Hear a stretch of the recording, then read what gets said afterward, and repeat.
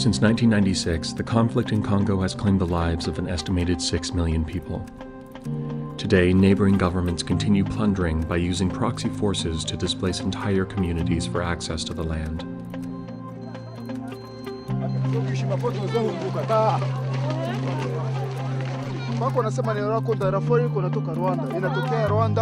All began in the mid-90s as she, alongside her family and community, fled what they had come to know as their home to a destination unknown. Days turned into months as they traversed a region that has been embroiled in civil unrest for over 2 decades.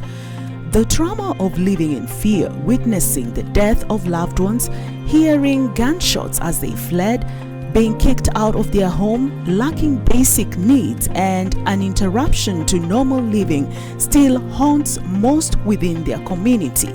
Many lost their lives in the pursuit of safety, but Dr. Grace Faraja Kudabantu and her family survived to not only tell their story, but to fight for the well-being of many whose future still hangs in the balance in Congo and those who took refuge in Kenya. We experience different challenges in Congo. We experience different wars. We experience different genocide. And we are survivors of those challenges. Some of us here will tell you that we saw in our own eyes some of our family members being killed. But by the grace of God, we are here today. By the grace of God,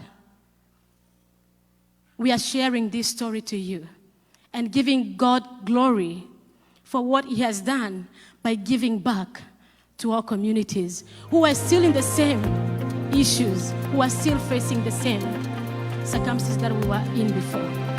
For Dr. Faraja, a fierce proponent of education and who now lives in the USA, her opportunities opened through education made possible by strangers.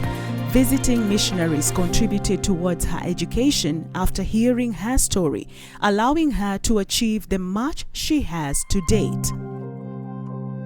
I am who I am today because someone planted a seed in me at Desta University and gave me a sponsorship.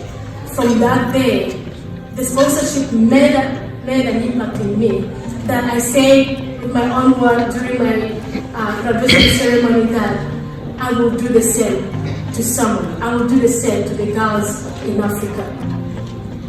So African Gospel Foundation, it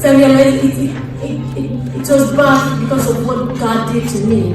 Because someone from this country who came to Africa, whom I never met before, and he did that to me. And that's what we are doing also tonight. Upon moving to the US, Dr. Faraja started sponsoring her first girl, knowing all too well how lack of finances can hinder a child's quest to get education. In developed countries, elementary and high school is free, but in Africa, parents have to pay school fees to ensure a child's ability to attend school.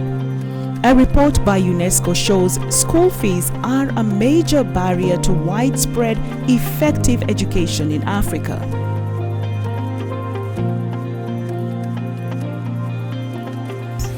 Our children from pre-K, kindergarten to high school, we don't pay for their tuition. And even colleges, we have access to federal loans or FAFSA, but in Africa, from kindergarten or pre-K, a parent is responsible to pay for the tuition of their children. And you can imagine, you don't even have access to a full meal per day. Where will you get tuition for your children? Where will you get money to pay to purchase school materials for a child? It is absolutely important to remember that although some of us we can access now these opportunities of having education in an easy way, let's remember that there are those who cannot even afford a meal, and they would love for their children to go to school. To understand how lack of funding and education intersect, let's look back to the 1980s. Structural adjustments to educational programs in Africa in the 1980s resulted in the introduction of user fees, commonly known as school fees. Instead of schools getting funding for educational activities through taxes, as is common in developed countries, changes were made to require parents to fund their children's education out of pocket, putting an additional financial strain on poor families. With this in play, educating the girl child became a matter of less preference in some cultures, as the boy child gets more preference when it comes to deciding who gets to go to school, further dimming the chances for girls.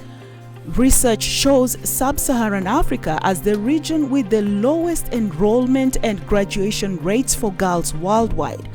Several factors, top among them poverty and cultural beliefs like early marriages and early pregnancy rates, make it harder for the girl to access equal educational opportunities in comparison to boys.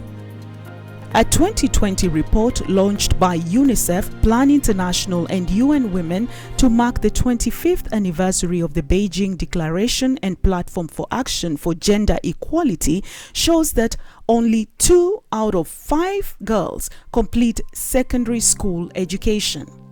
In Sub-Saharan Africa, the number of girls out of secondary school has increased to 7 million due to rapid population growth in the region.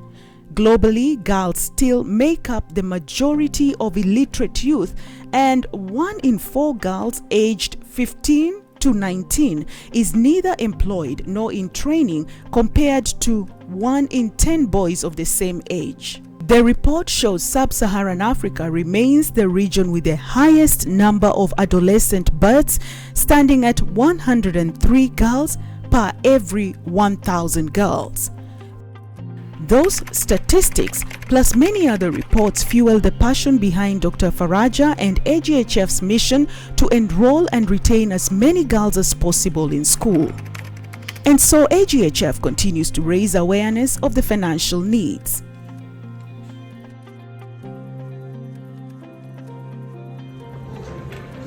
My position tonight is to fight for the lives of young girls underprivileged and provide for their needs.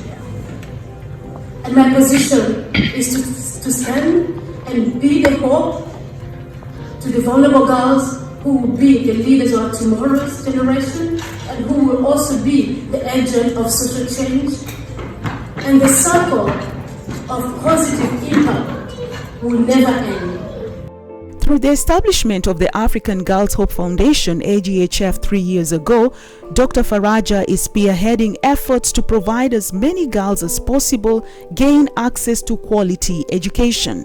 AGHF runs programs to cater for the educational, personal and mentorship needs of these 160 girls based in Kenya and Congo, 99% of who are orphans of the war in Congo. Since 2019, AGHF has held annual fundraisers in Atlanta to support these girls. This has not been an easy task for Grace and her teams in the USA, Kenya and Congo, who have had the difficult task of coordinating activities and events to ensure girls signed up and not kicked out of school because of lack of funding. With the global pandemic that disrupted activities and activism in 2020 and part of 2021, AGHF still continues to rally behind its cause to ensure that no girl drops out of school due to economic effects of the pandemic. Grace believes the task of supporting the education of girls cannot be relegated to governments or big non-profits only, and has taken the challenge to make a difference in the life of one girl at a time through galvanizing her community to provide school uniforms and materials, personal care items, and school fees for an entire year for each of the girls enrolled in her program.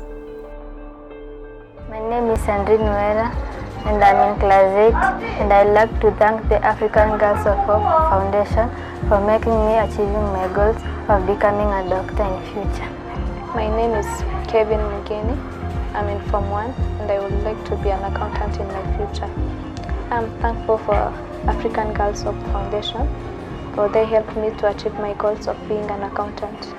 So it made me feel that I will be able to help others in future.